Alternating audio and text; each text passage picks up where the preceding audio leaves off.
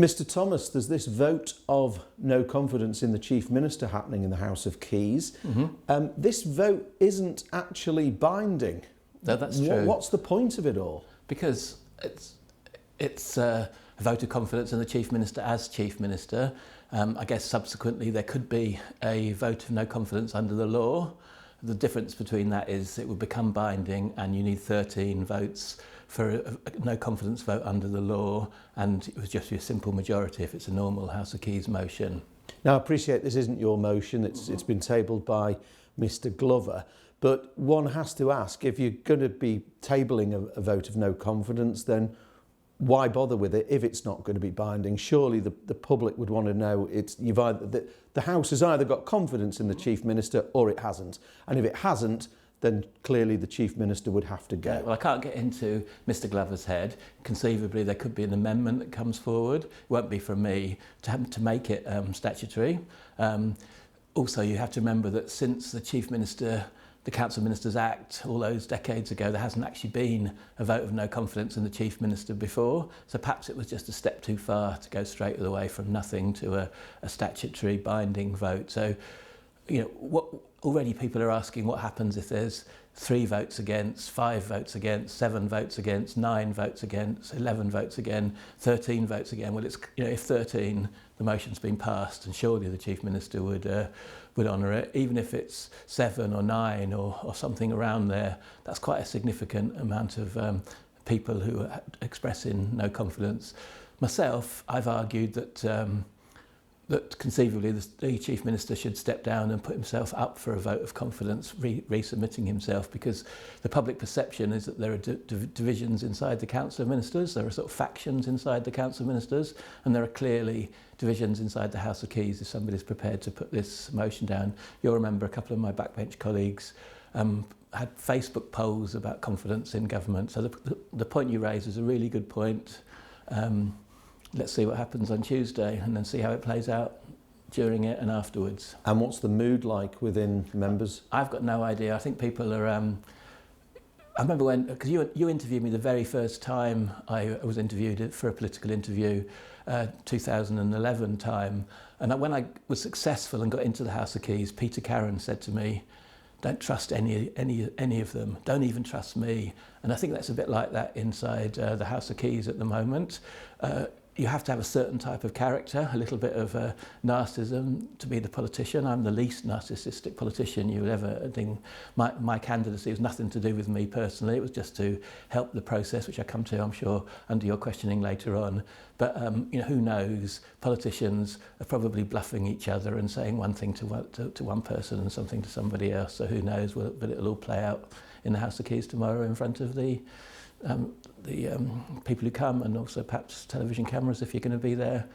Thanks very much for your attention to public service. Secret ballot or private ballot? Definitely has to be a public ballot.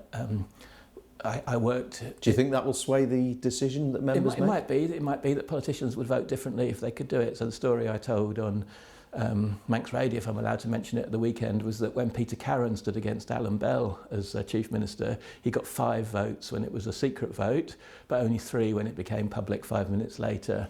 And the other one is, I think you might have even been there when Dudley Butt stood down as an MLC, and he thanked the 13 or 14 of people who voted for him, and the 17 or 18 had always claimed they voted for him when he left. Okay, moving on then to why do you think this has come about? Because it seems from an outsider that this is quite a turbulent time in our House of Keys. There seems to be an all-time perception of public dissatisfaction with the way things are being run. There has been dissatisfaction with politics and politicians building for more than a decade, but it does seem to be getting worse. So first of all, there was that feeling that how were we going to deal with the 200 million VAT that we no longer had. After 2016, it was quite obvious that there were going to be issues from surrounding the new trade arrangements, new arrangement for people. Then we had COVID. Money's got tighter and tighter, and it's easy to be a politician when all you're doing is spending money. It's much harder when you're raising money and spending it and taking account for those decisions. Well, money's got tighter, but government has got bigger. Exactly that, and that's the paradox. When I arrived in the Isle of Man 2000, I couldn't quite understand how so much money was spent from government, but the taxes were so low. And the reason is because on average people are richer, and we also have all of this indirect taxation from VAT, and also lots of turnover that enables people to be employed at quite high wages in certain sectors. So yeah, we've now got real politics going on, and we've got real left-wing politics being asserted by some people that we should have things that are ridiculous in terms of 60 years of Manx social existence, like capital gains tax and inheritance tax. You know, there is a caucus of people who actually believe that somewhere like the Isle of Man can get rid of 2 centuries of history of having lower taxes than those places around it, 2.5 centuries even, and that's where we are. So things have been boiling, and they've just boiled over, and I do think we now need to get through this quickly. We need to get back to a position of stability. If by chance the Chief Minister resigns, or if he loses the vote, the law requires there to be a new Chief Minister election within a month. Standing orders give an obligation on the Speaker to arrange it between 17 and 21 days after the need for a new Chief Minister. The law has a minimum of 7 days. I do think we all owe it to the people we represent as MHKs to do this quickly, smoothly, and get on to the real business, which is fixing healthcare, sorting out the energy issues, because they're huge issues at the moment, sorting out education, sorting out the economy, getting back the respect of both business people and workers, because we seem to somehow have lost, and politicians, everybody's respect to an extent. So we've got massive political challenges, and we need to get past this. And it seems, to answer your first question, I don't think this government's done a very good job of managing expectations and keeping political confidence and trust in the last 3 years. But is it not the case that, and I appreciate I'm asking you as a backbench politician, you're not in control of who does what. Is it not a case, though, that they put the taxes up in the last budget, as we know, to pay for public services, but what we're seeing in government is an expansion of jobs that are not related to public services. They're all what we would call the bureaucrat side of government. I agree. Paper shufflers, pen pushers, project managers. They're not actually doctors, nurses, policemen, police women, teaching assistants and so forth. They're not jobs that are real public services. I agree with you. Where does this end? I agree with you, and it's not only in those sorts of roles. It's, you know, project managers is a good one. If we go into constantly trying to prove that we're doing a good job, that encourages bureaucracy. Communications, if you take the view that we're always going to say what the public service and the state is doing is right, you're going to have a communications department trying to keep one step ahead of Dewan Turner and Paul Moulton and the other people involved in all of this. So there's all sorts of areas where the number of public servants has grown, and I completely agree with you. The reason I joined so enthusiastically with the Chief Minister, he was saying enough's enough. The budget was fixed. Manx Care said that they could sort healthcare inside the budget. It seems that's not possible now. We need to look at those pen pushers and project managers and communications officials and all of those bureaucrats that are not actually helping people stay well, keep well, and get better when they're sick. Well, let's talk about Manx Care, because you've recently just joined the department. We can talk about Manx Care first. Is Manx Care just a huge white elephant? Couldn't all these things be done under the DHSC like they were done for many, many years? The DHSC were capable of going over budget, and so is Manx Care. Why are we bothering with Manx Care? Why not abolish it and bring it back? Well, I don't think we need to necessarily abolish Manx Care, but we certainly need to pivot it. So that's why I brought my motion in October, Tynwald, which got passed with a small amendment to add in a few reviews from David Ashford. We need to certainly pivot Manx Care. But is it not just another layer of bureaucracy? And it might well be that we merge most of the we basically merged DHSC into Manx Care, and it might well be that we put politicians back involved in Manx Care. That was what my motion is about. Everything like that's on question. We don't need to have a top-down change in all of this. We need to have a bottom-up from the frontline nurses and doctors and allied health professionals, as they're called, and community social care workers, and we need to basically get rid of every bit of pen pushing and bureaucracy. And but you do acknowledge the creation of Manx Care put in a layer which was in the region of sort of £3 to £5 million. I do agree Could with that you. not? Why can't this just be reversed and go back to how it was? We can't reverse it now because it's a big thing, but we certainly need to change it substantially, and I've called the word pivot. The transformation process has failed in the same way that the climate change transformation process failed. So we've got a very serious issue. We need to get past the Chief Minister confidence issue and move on to fixing healthcare and so many other things.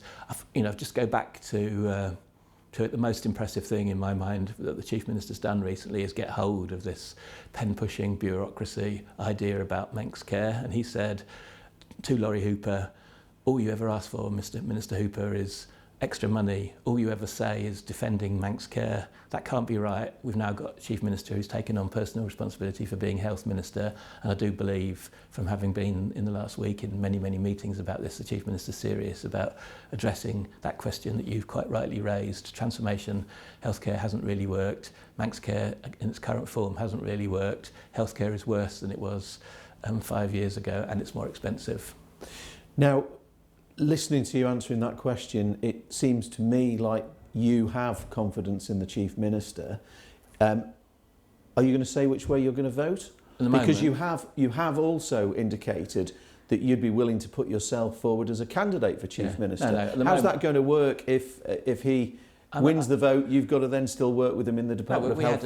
I've just come from a meeting in the healthcare with the Chief Minister. We didn't fight. We're trying to work it through together. I joined healthcare as a backbencher, not as a minister. We never even talked about me joining as a minister because he knows I fundamentally disagree with many of the Council Minister's policies.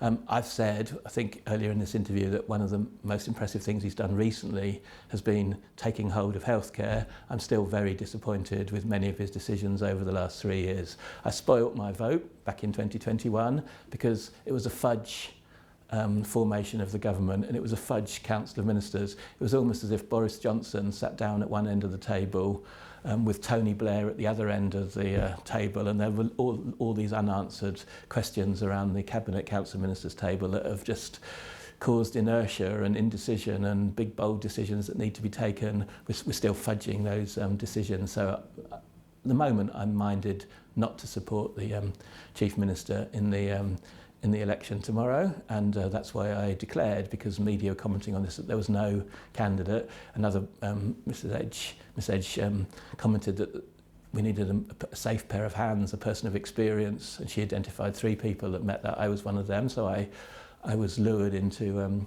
standing, not because of any personal ambition, but in the same way that Donald Gelling came to the rescue when we got into a difficult time for a couple of years at the end of the administration. I would be available if my colleagues needed me and if I was a good choice for the people. So sorry, just picking up on that. So let's assume Mr. Cannan is out and Chris Thomas is in. Mm-hmm. What's your first priority on day one when you walk through those doors at the Council of Ministers? Continuing to fix healthcare, because that's an immediate issue. And how are you going to do that? What's the first thing you need to do? We don't need to talk about it some more because you've hinted at all the challenges. We need to absolutely establish which of those jobs and non-jobs need to be got rid of. We need to re-empower, in my humble opinion, the frontline professionals, the doctors and the nurses and the people out doing social care and the dentists and the GPs and all of those people that we rely on. So, we need to have improved digitisation. There's loads of factors, but we don't want to do the whole interview on that, but that's absolute priority. A second priority, we're getting hold of the energy debate, because the people who've been advocating for Kroger have made the case for hydrocarbons. Gas is a transition fuel. The power station can carry on operating at Pulrose running on gas till at least 2035. That's fact. Kroger hasn't made the case for itself having the licence. And what I was going to do back in July 2023 would have moved the energy debate to a new paradigm with respect to exploiting the rest of our licence, which Tynwald has already been cited of, through to 2048, which is the Mackold gas field that needs approaching properly. So we have to balance the climate change issue against the financial security, the energy security issues, and that would be a major issue. Also, I've read the Energy Strategy 2024, And that's mind-blowingly different from the Energy Strategy 2023. So getting to the bottom of that would be another immediate priority in day one.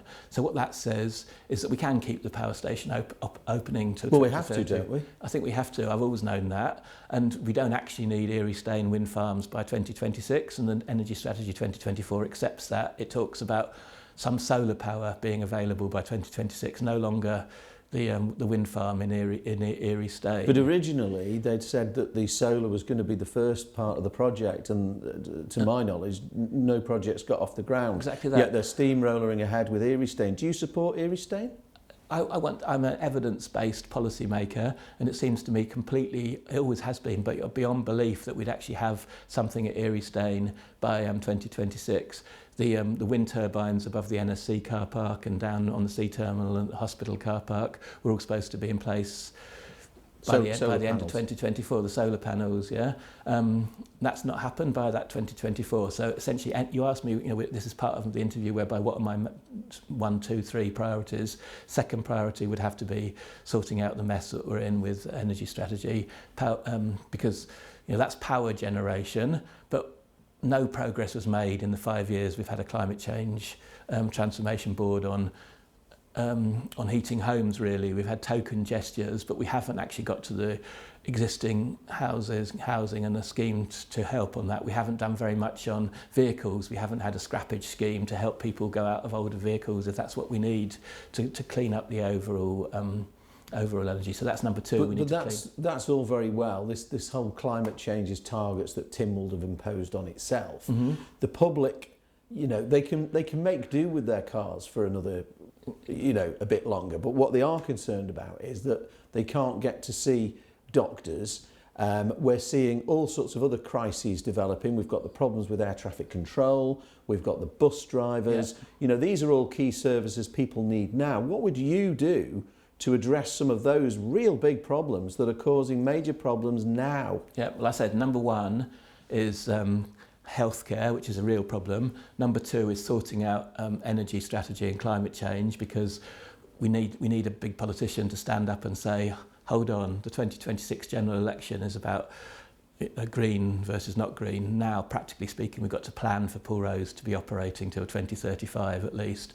We've got to plan to realistically around the possibilities of Erie-Staine. It's either yes or no. That'll be decided in the planning process, and when the money needs to be voted on, it's is that not the planning process? Is that not just fobbing that decision off? Surely politicians need to decide yes or no, we're either doing it or not.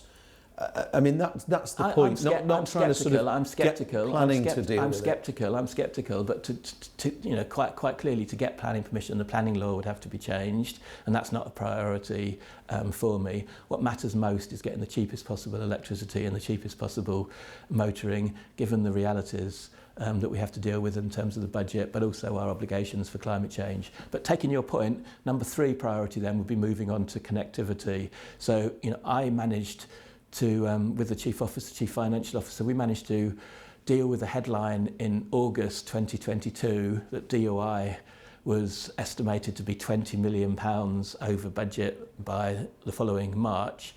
I never had to go back to Tynwald for a revenue budget. We managed to eliminate a £20 million overspend. How did we do that? Well, Treasury gave us access to funds for energy costs. They gave us access to funds for wages. They gave us access to funds for flight support.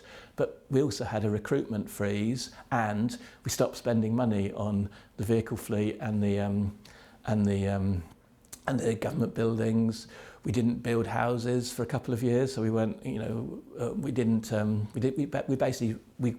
came in on budget. We got down a 20 million overspend, and that's affected people. So I had a go at the Treasury Minister, even when I was a minister, in my budget speech as a minister, because he was never mentioning infrastructure and connectivity, and they are major difficulties. You travel a lot, Ewan, and when 25 years ago when I came to the Isle of Man, I think there were 11 airports you could fly to, and there were lots of airlines. There were sea services that felt reliable.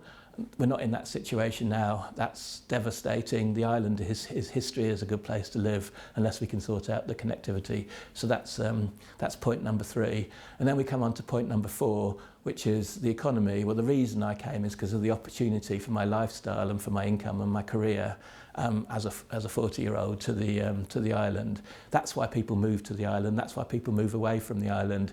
The future of the island is not DFE getting bigger and having people to manage giving out grants to people. It's actually creating real economic opportunity in the island, and that would be the fourth priority. We've got to fundamentally address the way that we look after the economy.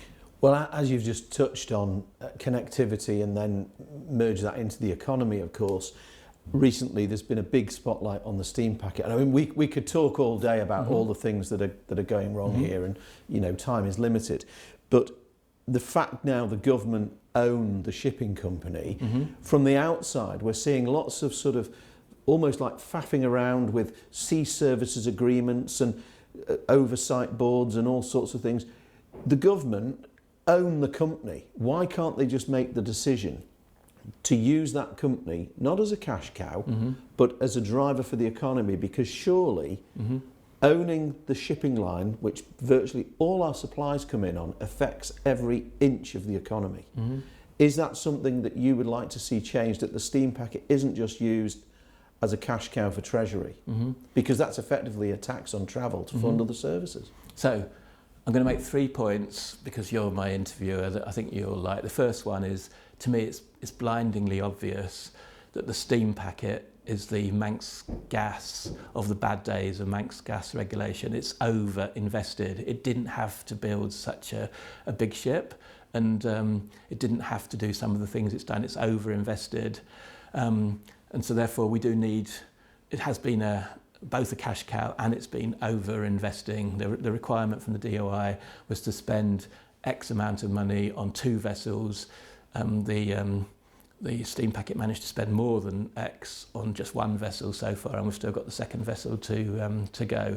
The second point I'd make is during your political time, we did have that court case between steam packet, I think it was called something like Seaside Shipping, that was resolved out of court, and somebody like you would believe in competition naturally, and that's why we've got to be hesitant about the telling the steam packet what to do and subsidising it, because we do have competition for the steam packet with Mezeron, and conceivably we could have more competition. And then the third point, which I think you might like, is the steam packet could become like a nationalised industry and be serving its own interests.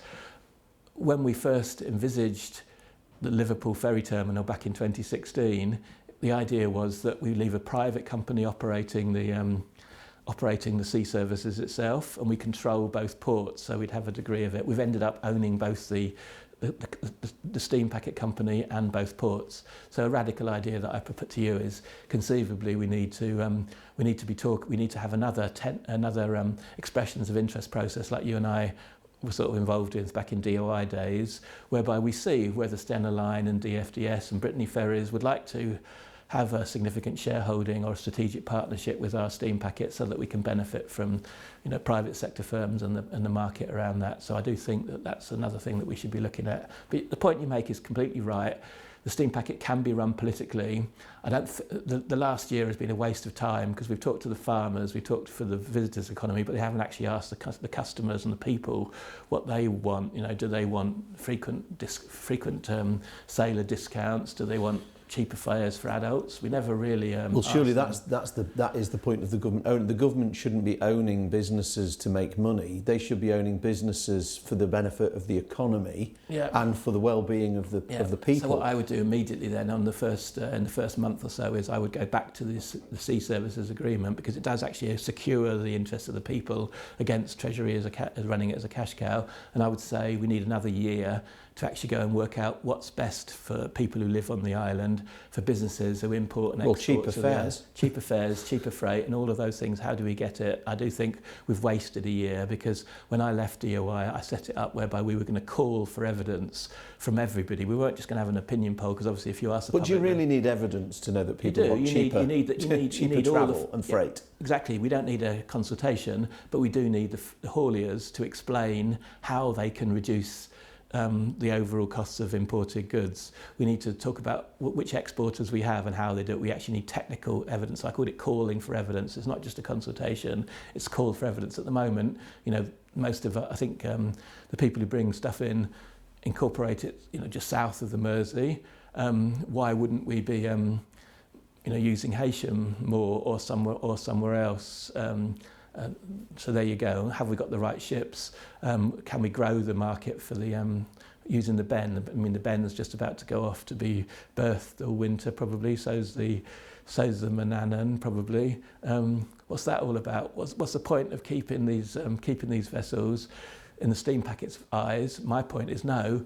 We should have them, and we should be using them to grow the market and to find out where there's real use. Because the Ben, you know, I've got my severe doubts about whether it was wise to buy the Arrow. The Arrow used to be a chartered vessel. We now own it. That seems to be unused a lot of the time. So I don't think I've lost a bit of confidence in the steam packet board and steam packet management, as you can see.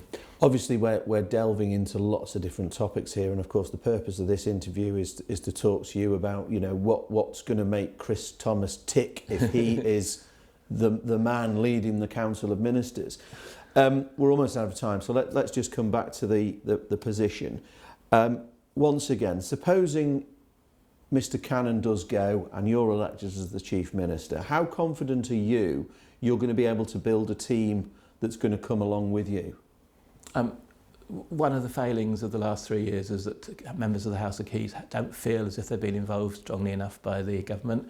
The second failing is that massive policy changes have come up from government and then the public and the people have turned down. That would be my focus. It would be on issues that really matter to the people so that they matter to my MHK colleagues in the next 2 years. I'd be a safe pair of hands to deal with these issues that you have helped me lay out around connectivity, healthcare, the economy, and like Donald Gelling held things together for a couple of years. I would focus on fixing what needs to be fixed urgently, and also laying out the options. So once and for all, we can deal with things like residential and nursing care. Once and for all, we can deal with pensions provision. Once and for all, we can work out the timeline for climate change and the energy strategy, and much, much more. But as you said, we've only got a few seconds. That would be it.